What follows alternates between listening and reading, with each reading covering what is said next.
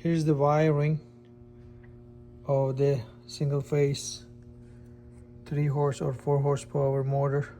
So the white capacitors connects one here and one here. You see this relay, one side is like a short, one side is long. It's divided from the middle, and here you have N writing and L.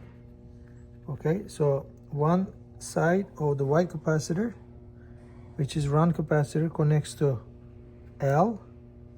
Another side connects here on this one, and the black capacitors, which in the start capacitor, connects on these two. And there are 3 wires coming from inside the motor. One black connects to N. 2 white wires connects to N, the one on the right, looking from the shaft size, N. And the main power coming from the compressor, coming wires, the ground is connecting this, and other 2, it doesn't matter which one, where one is going to connect to L, one is going to connect to N. That's the wiring.